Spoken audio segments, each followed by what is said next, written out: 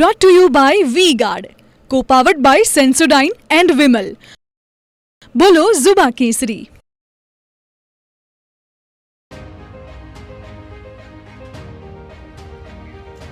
નમસ્કાર, ટીવી9 સમાચાર સાથે હું છું જિજ્ઞાસા. સમાચાર દાહોદથી એમપીથી લગ્ન પતાવી પરત આવતી જાનમાંથી કન્યાનું અપહરણ થયું હોવાના સમાચાર મળી રહ્યા છે.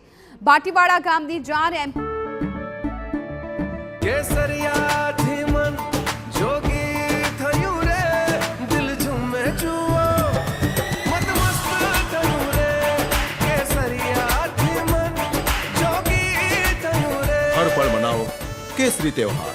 વિમલ, બોલો જુબાન કેસરી. પીના જાલાપાડા ગામે ગઈ હતી. બોરડી પાસે જાનને રોકી બાઇક પર આવેલા બે શખ્સો કન્યાને ઉપાડી ગયા. કન્યાનું અપહરણ કયા કારણોસર કરાયું છે તે દિશામાં અત્યારે પોલીસ છે એ તપાસ કરી રહી છે. નવવધુના હજુ લગ્ન થયા હતા. બંને લગ્ન ગ્રંથિમાં બંધાયા અને જાન પરત ફરતી હતી.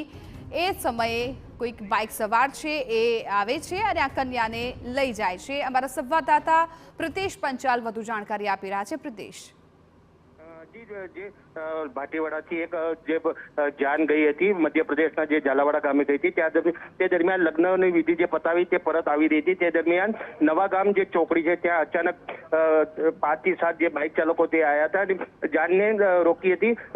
કહેવાય છે કે બંદૂકની અણી જે દુલ્હન હતી તેનું ઉતારીને અપહરણ કરીને અત્યારે ભાગી ગયા છે.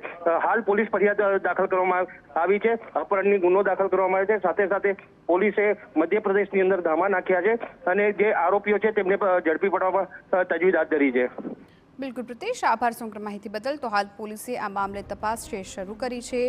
કયા કારણોસર આ જે કન્યા છે એ ગુમ થઈ છે એ જોવાનું રહેશે. અપહરણ કરવામાં આવ્યું છે કે પછી કોઈ બીજું કારણ છે એ દિશામાં અત્યારે પોલીસ છે એ તપાસ કરી રહી છે. Brought to you by V-Guard, co-powered by Sensodyne and Vimal. બોલો ઝુબા કેસરી.